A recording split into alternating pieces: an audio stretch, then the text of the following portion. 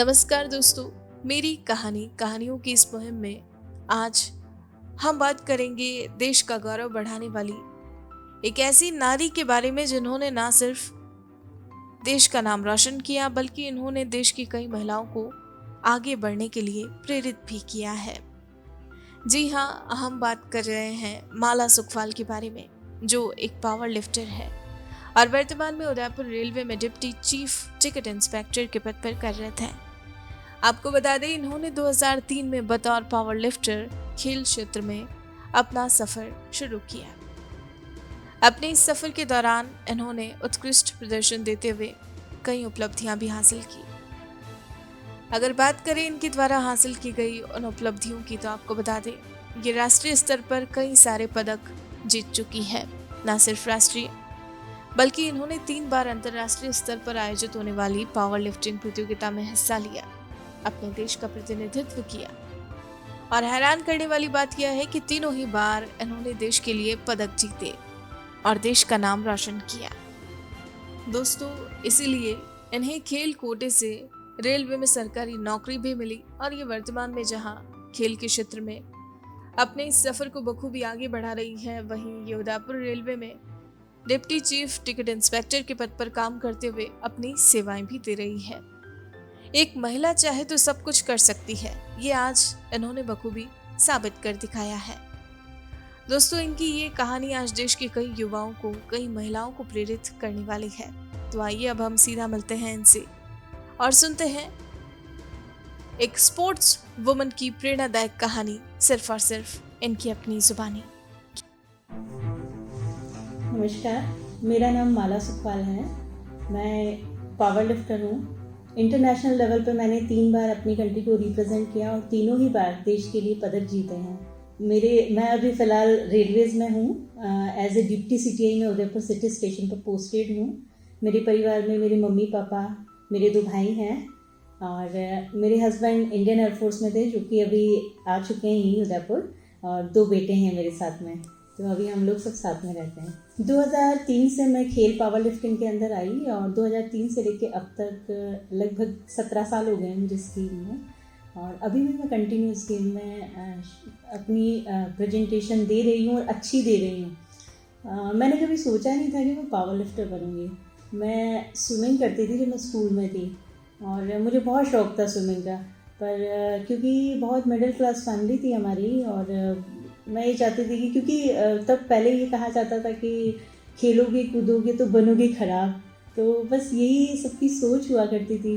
तो इसी सोच को लेके मेरी कभी हिम्मत नहीं हुई कि मैं अपने पेरेंट्स से भी बात करूँ कि मुझे स्पोर्ट्स में आगे बढ़ना है या मुझे इसके साथ सपोर्ट करें।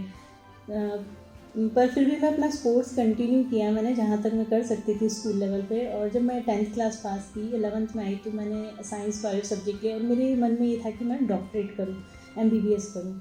तो उसके लिए पहले RPMT हुआ करती थी, हर स्टेट की अलग अलग प्री मेडिकल टेस्ट हुआ करते थे। तो मैंने भी उसके लिए तैयारी की, बट शायद कुछ कमी थी मेरी मेहनत में, तो मेरा वेटिंग रह गया। मैं उसको फाइट नहीं कर पाई, वहाँ नहीं निकल पाई।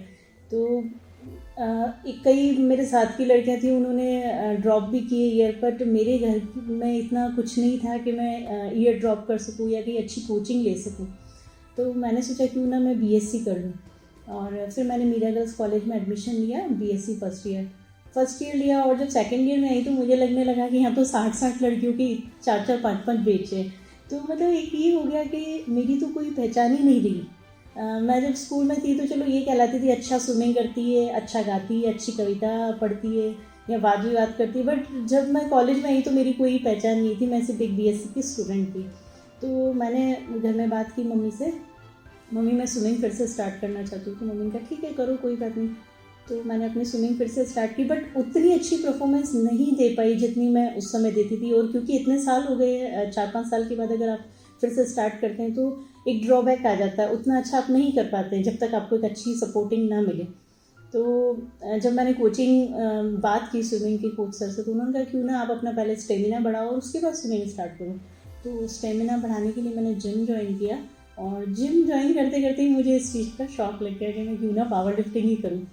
और क्योंकि राजस्थान जैसे स्टेट माना जाता है कि भाई बहुत मतलब कभी भी जब ऑल इंडिया में आप अपने स्टेट को रिप्रेजेंट करते हैं तो जब कहते हैं आप राजस्थान से, तो अच्छा ओहो आप डेजर्ट वाले जगह से हैं, वो डेजर्ट होता है, वहाँ पानी की कमी होती है, वहाँ लेडीज़ इतने मटके ऊपर रख के, मतलब लोगों में ऐसी सोच है हमारे राजस्थान को लेके। बट तो बड़ा मुश्किल था कि मतलब मैं राजस्थान स्टेट से हूँ तो मैं पावर लिफ्टिंग कैसे करूँ, और ये तो लड़कों का गेम है। बट फिर भी मैंने अपनी मम्मी को बोला, मम्मी को राज़ी किया, तो मम्मी ने कहा ठीक है, तुम अगर मेहनत करना चाहती हो तो हम तुम्हारा साथ देंगे। तो मतलब सबसे बड़ी सपोर्ट मुझे अपनी मदर की लगी, जो उस समय मैं 2003 में इस गेम को करवाने के लिए तैयार हो गई कि अच्छा तुम करो ये गेम। तो 2003 से मैंने स्टार्ट किया।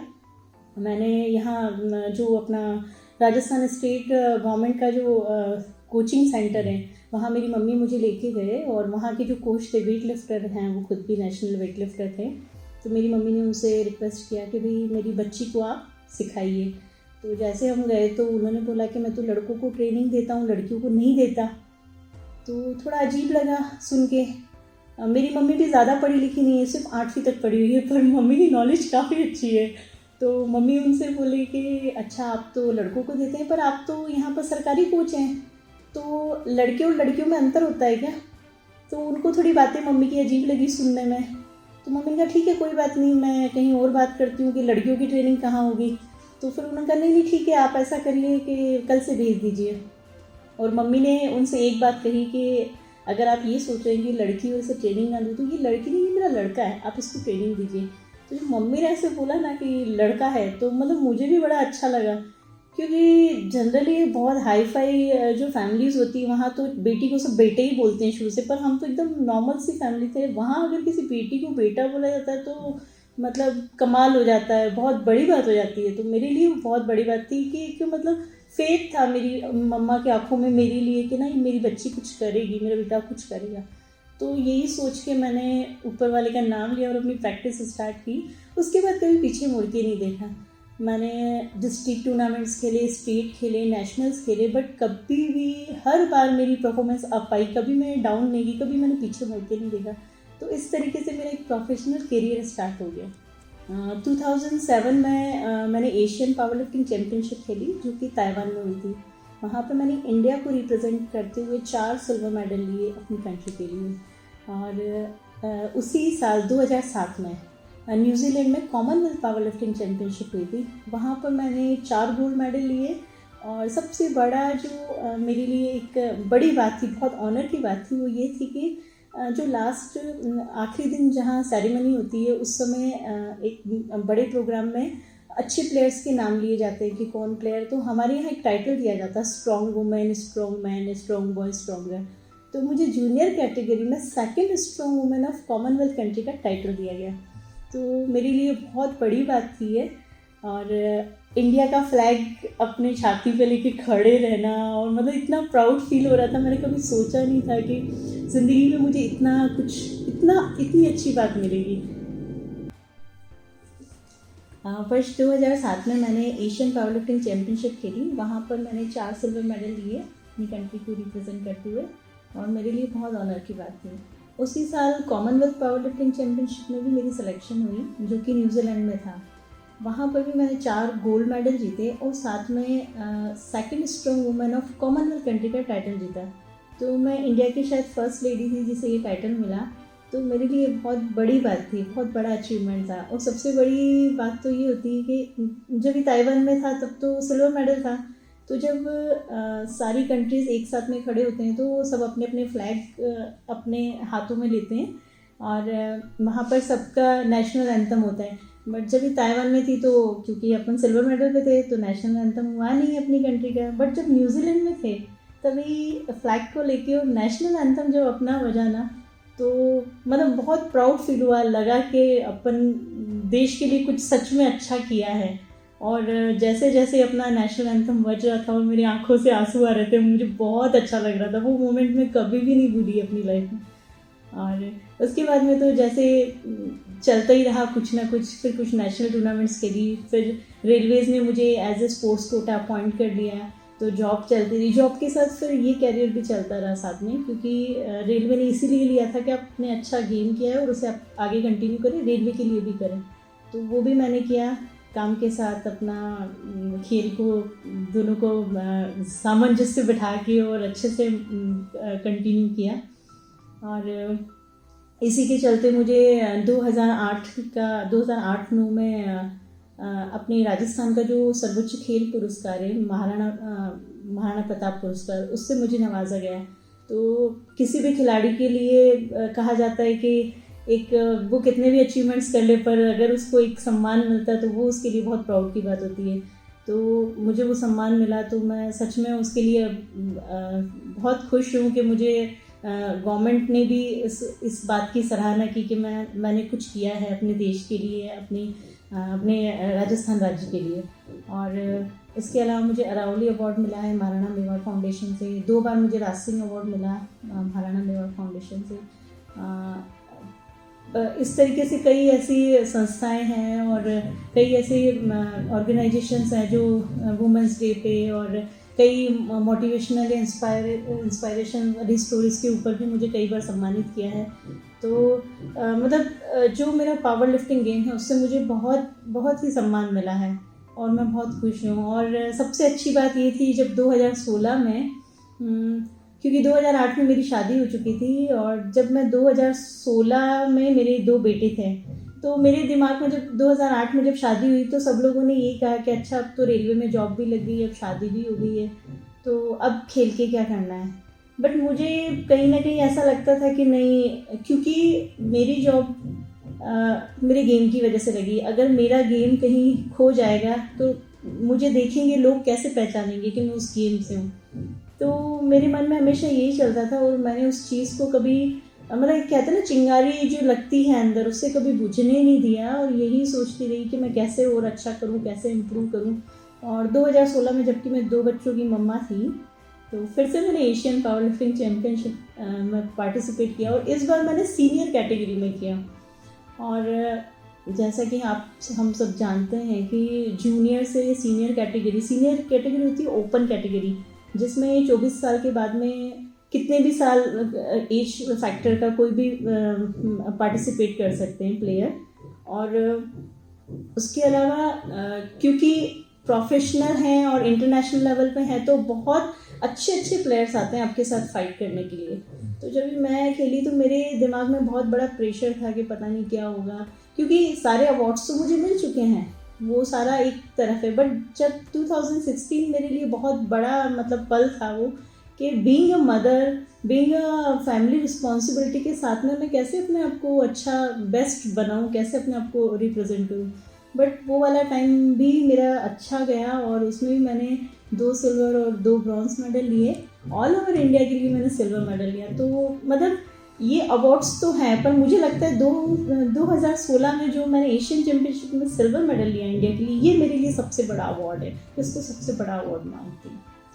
कोई भी अगर नया लड़का या लड़की पावर लिफ्टिंग में आना चाहते हैं, बतौर कैरियर अगर वो पावर लिफ्टिंग में आना चाहते हैं, तो मैं आपको ये बात बताना चाहती हूँ कि जब मैंने शुरुआत की तब पावर लिफ्टिंग के नाम पे यही था कि बस एक ये आयरन गेम है।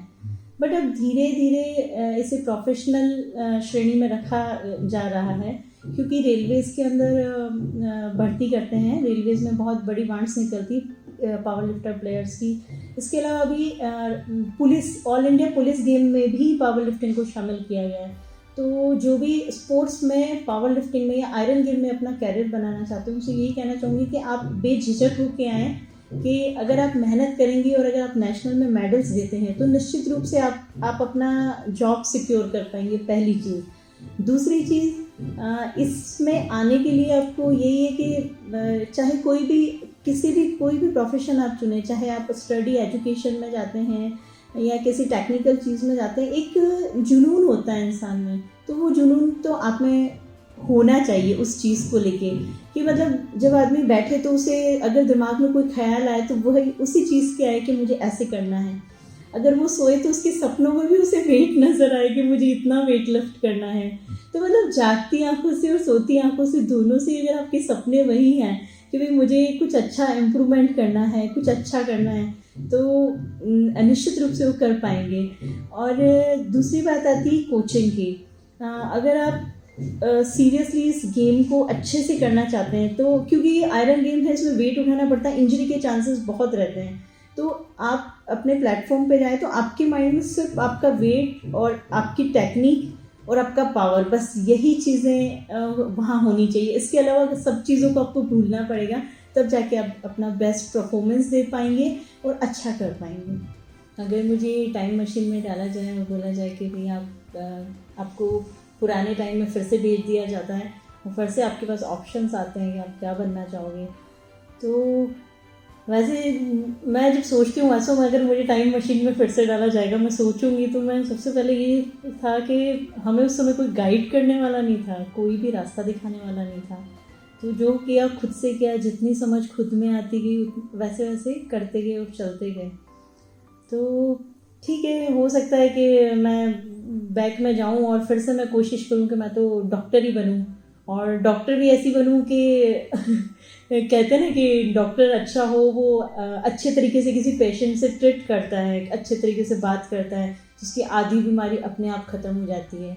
तो हाँ, अगर मुझे कुछ मौका मिले कि पीछे जाओ और फिर से करो, तो मैं डॉक्टर बनूंगी डेफिनेटली, और अच्छी डॉक्टर बनूंगी कि मतलब ऐसी डॉक्टर बनूंगी कि डांट फटकार भी लगाए पेशेंट को, बट हाँ अपनी बात से या उस पेशेंट के साथ वो चीज़ उस तरीके से मैं ट्रीट करूँ कि उसकी आधी बीमारी या वो आधा टेंशन फ्री वैसे ही हो जाए, और जो उसकी नेचुरल जो बीमारी है जिसे वास्तव में मेडिसिन ठीक कर सकता है, उसे मेडिसिन से ठीक करे। हाँ, मुझे अपनी बचपन की काफ़ी सारी बातें हैं बहुत, क्योंकि मैं कभी भूल नहीं सकती अपना बचपन, क्योंकि हमारी ज़िंदगी बहुत स्ट्रगल वाली रही थी। हम छोटे से घर में किराए से रहते थे, मतलब ऐसा किराए का घर था जहाँ पे अगर कोई, हम रात को बिस्तर लगाते थे, अगर रात को कोई अचानक गेस्ट आ जाता था तो पहले वो बिस्तर समेटने पड़ते थे, उसके बाद दरवाज़ा खुलता था। ये वाली कंडीशन हमने देखी। तो खैर बातें तो काफ़ी सारी है, बचपन से जुड़ी बहुत सारी बातें हैं, बहुत यादें हैं, और मैं अपना बचपन कभी नहीं भूल सकती, और अपना स्ट्रगल का टाइम भी कभी नहीं भूल सकती। जो स्ट्रगल हमने किया, घंटों लाइब्रेरी की लाइंस में खड़े रहना, कॉलेज में जाते थे तो ये लगता था कि शायद 3 किताबें फ्री मिलती हैं, तो मैं किसी से सिफारिश करवाती कि मुझे 3 की जगह 5 दिलवा दीजिए। तो मतलब बहुत सारी बातें हैं जिनको कभी भूला नहीं जा सकता। हाँ, पर एक बड़ी अच्छी बात है, वो मैं आपके साथ सामने बताना चाहती हूँ कि जब मैं 11th क्लास में थी तो मैं गवर्नमेंट स्कूल से पढ़ाई की थी, मैंने जगदीश चौक स्कूल से 11th में। तो मैंने वहाँ पर अपना नाम दे दिया था संस्कृत श्लोक प्रतियोगिता के लिए। वो हमारी पूरी डिस्ट्रिक्ट लेवल की प्रतियोगिता थी, जहाँ पर कि सारे private, government, CBS, Rajasthan board, सारे स्कूल्स इनवाइट थे। तो मैडम ने पूछा, तो मैडम ने बोला कि तुम अच्छा बोलती हो तो मैं संस्कृत श्लोक में तुम्हारा नाम दे रही हूँ। मैंने कहा ठीक है मैडम, ये बोल दिया। और क्योंकि उस समय 2 शिफ्टें होती थी स्कूल की, सुबह और शाम की, तो मेरी हमेशा आफ्टरनून की शिफ्ट होती थी। तो मैं मम्मी को घर पे बताना भूल गई कि मेरा इस तरीके से नाम दिया है। और जो वो प्रोग्राम होना था वो बॉयज़ स्कूल में था, कंवरपदा नाम का स्कूल है हमारे उधर ही, मैं सिटी एरिया में ही रहती हूँ। तो कंवरपदा फेमस स्कूल था उस समय, बॉयज़ स्कूल, और मतलब बहुत ऐसे माना जाता था कि वहाँ के बच्चे बड़े शैतान हैं, क्यों लड़कों का ही स्कूल था, ऐसे वैसे बहुत बातें होती थी उस स्कूल के बारे में। तो मैंने हाँ कर दी, और उस दिन इत्तेफाक से मैं अपनी मम्मी को बताना भूल गई। रात को, शाम को स्कूल से आई और अपना पढ़ाई किया, और सुबह मुझे याद आया तो मैं फट से सुबह उठ के, और वैसे तो मॉर्निंग में अपना स्टडी करते थे, उस दिन उठ के जल्दी से तैयार होने लगी, स्कूल यूनिफॉर्म पहना। तो मम्मी ने कहा स्कूल यूनिफॉर्म, आज सुबह स्कूल जाना है? मम्मी आज स्कूल तो नहीं जाना, आज एक कंपटीशन है उसमें जाना है। तो बोले कि मुझे तो बताया नहीं। तो मैंने कहा मम्मी मैं भूल गई आपको बताना। अच्छा किसका कंपटीशन है? तो मम्मा उसका संस्कृत श्लोक का है। कहाँ पर है? तुम्हारे स्कूल में? नहीं मम्मी, बॉयज़ स्कूल में। अच्छा, तो इतनी बड़ी हो गई है कि अपने फैसले खुद लेने लगी, मुझे बताना भी ठीक नहीं समझा। तो मुझे भी थोड़ा अजीब लगा। मैंने कहा यार ये तो वास्तव में बहुत बड़ी गलती होगी कि मैंने अपनी मम्मी को नहीं बताया। फिर पर करना क्या था, फिर मैंने मम्मी से बोला, मैं कहा मम्मी सॉरी, गलती हो गई, मुझे याद नहीं रहा। तो बोले नहीं अब तुम खुद बड़े हो गए, अब तुम्हें किसी की ज़रूरत नहीं, अब तुम अपने फैसले खुद ले। ठीक है जाओ, मुझसे मत पूछो ये वो। मेरी आदत है, मैं हमेशा घर से बाहर निकलती हूँ अपनी मम्मी के पाँव छूती हूँ। तो उस दिन मम्मी बड़े गुस्से में थे, तो एक बार तो मैं वापस बैठ गई, मैंने कहा जाना ही नहीं, तो जो होगी जो देखी रहेगी। पर फिर वापस दिमाग में आया कि नहीं मैडम ने मेरा नाम दिया है, आगे मैडम की भी रेपुटेशन का सवाल है, मुझे जाना चाहिए। तो मैं मम्मी के पैर छू के भगवान का नाम लेके निकल गई घर पे। हमारे पास में एक दीदी थे, वो 12th क्लास में थे, मुझसे एक सीनियर थे, एक क्लास सीधे। तो जब मैं उनके घर में गई तो वो डिबेट में थे, उन्होंने डिबेट में पार्ट लिया था। तो मैंने उनके घर में देखा उनके पापा उनके पीछे पीछे दूध का ग्लास लेके फिर रहे थे। वो बोले थे बेटा ऐसे बोलो, बेटा वैसे बोलो। उनकी मम्मी बोली थी अरे बेटा तू ये करना वो करना। अब मैं उनको देख देख के मुझे रोना आ रहा था साइड में। मैंने कहा मैं तो मम्मी से ये बोल के आई हूँ कि मैंने बताया तक नहीं, और उन्होंने मेरे ऊपर इतना गुस्सा किया कि जाओ और देखो इनको तो आगे पीछे दूध का ग्लास लेके घूम रहे हैं और बोल रहे हैं कि ये करो वो करो। तो अच्छा भी लग रहा था, पर थोड़ा सा एक वैसा भी महसूस हो रहा था दिल में कि अरे यार बहुत गड़बड़ हो गई आज तो मन तो वैसे ही ख़राब हो गया। फिर हम वहाँ गए स्कूल में, तो वहाँ तो लड़कों का शोर, सारा स्कूल बॉयज़ स्कूल था। अब चले गए तो पता चला कि मेरी जगह किसी 9th क्लास की बच्ची का नाम वहाँ पे पहले से दे दिया। अब और दिमाग ख़राब कि जब घर में ऐसा झगड़ा क्या मीन्स मम्मी की बात सुन के आए हैं कि तुम चले जाओ, और अब यहाँ आए हैं तो ये भी पता चला कि तो मैं मन में सोचने, मैंने कहा वास्तव में माँ जो कहती है वही करना चाहिए, कभी माँ के विरुद्ध नहीं जाना चाहिए। मैंने कहा ये आज मुझे बहुत मतलब बड़ी क्षति हुई है, पर अब मैं करूँ क्या, मैं घर पे मम्मी को क्या मुंह दिखाऊंगी कि क्या करके आई।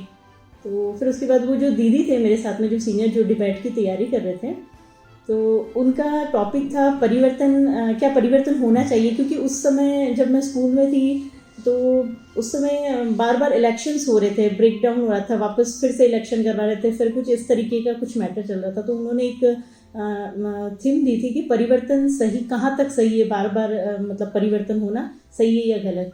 तो उन्होंने जो दीदी थे उन्होंने उसके विपक्ष में बोला था कि परिवर्तन होना, बार बार परिवर्तन होना ठीक नहीं, परिवर्तन नहीं होना चाहिए।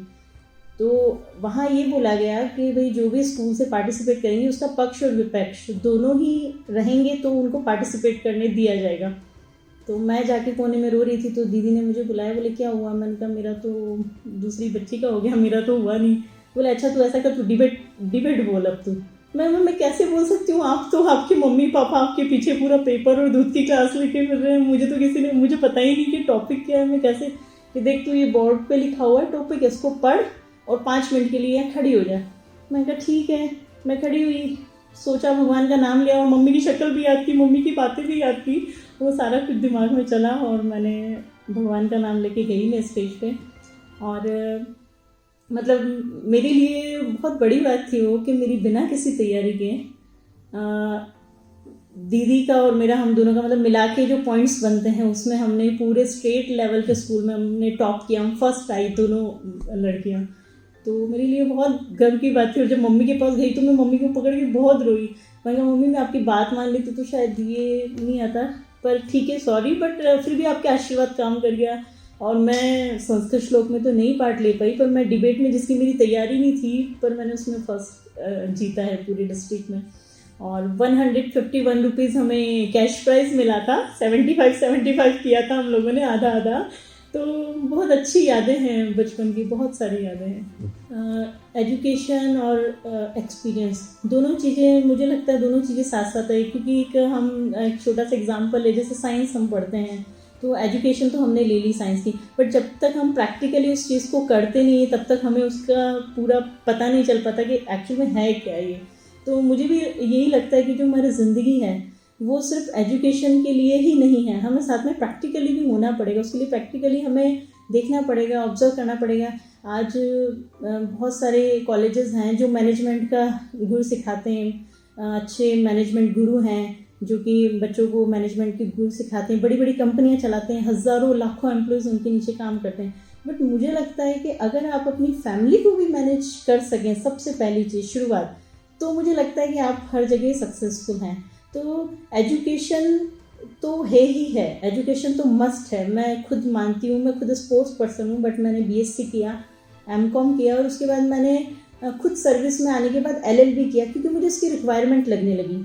मुझे लगने लगा कि यार मुझे कम से कम कुछ कानून कायदों का ध्यान होना चाहिए, मुझे नियम रूल रेगुलेशंस का पता होना चाहिए। तो मैंने खुद LLB, मैंने लॉ की डिग्री भी ली।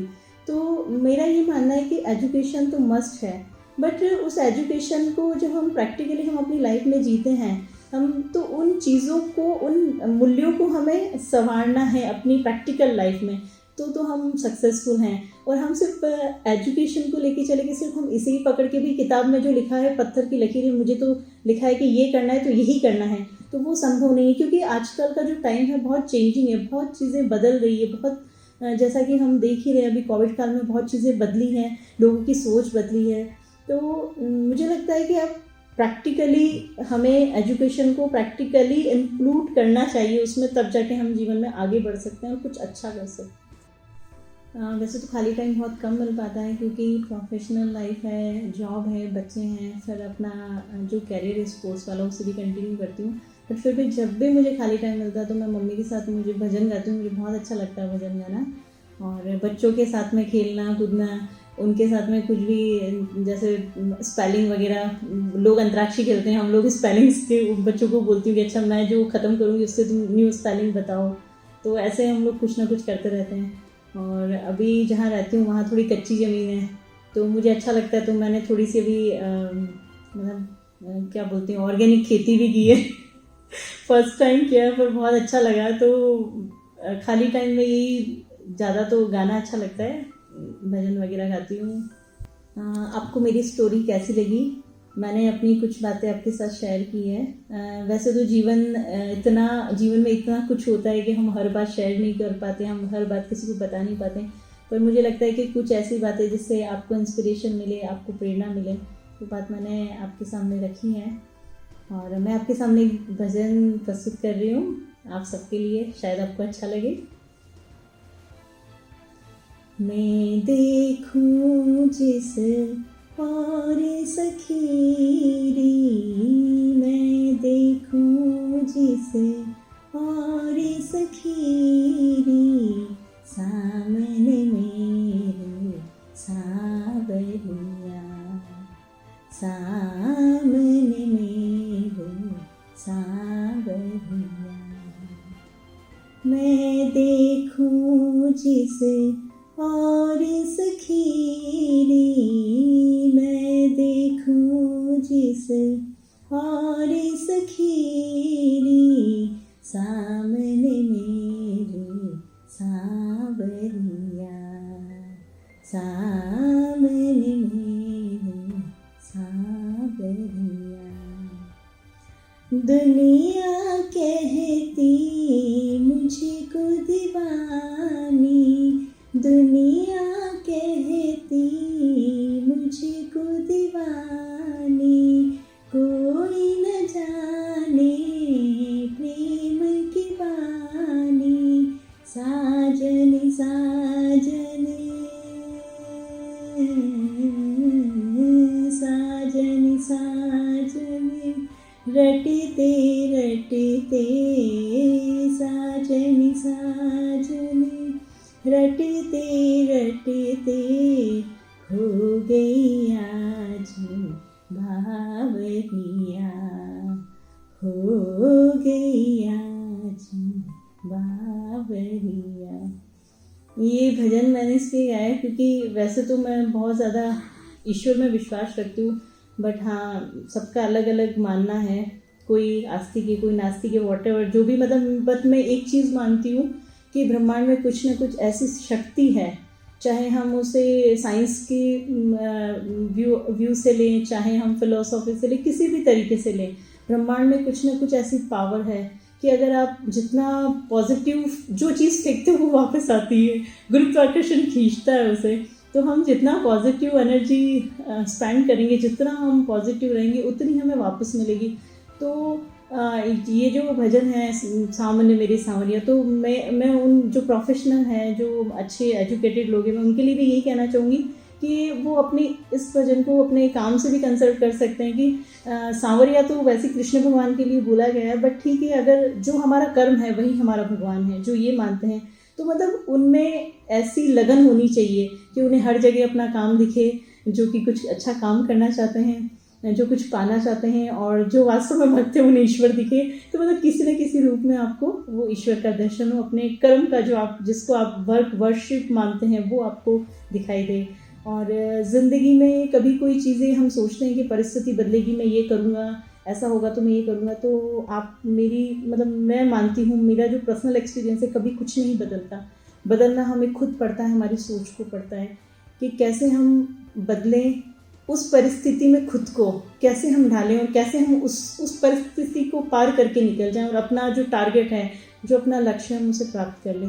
इसलिए जीवन में स्ट्रगल तो आएगा ही, कभी उससे निराश ना हो, हताश ना हो, पॉजिटिव एनर्जी के साथ बिल्कुल आगे बढ़े, फ्लो में आगे बढ़े, कोई आपको नहीं रोक पाएगा। Thank you so much. दोस्तों, ये थी देश के कई युवाओं के लिए प्रेरणा बनी एक स्पोर्ट्स वुमन माला सुखवाल की कहानी। ऐसी ही प्रेरक कहानियां रोजाना सुनने के लिए हमारा चैनल सब्सक्राइब करें और बेल आइकन जरूर दबाएं। और अगर आज की ये कहानी आपको पसंद आई है तो इसे लाइक, कमेंट और शेयर करना ना भूलें। अब आप भी बन जाइए भारत की प्रोफेशनल कम्युनिटी की आवाज और सुनाओ अपनी कहानी, बनाओ अपनी पहचान की इस मुहिम से जुड़कर अपने जीवन के अनुभवों, करियर यात्रा, अपने उत्पादों एवं सेवाओं के पीछे की वास्तविक कहानी से देशवासियों को प्रेरित करें और अपनी एक नई पहचान बनाएं। Tell your story, inspire and build your brand with the power of video. जय हिंद, जय भारत।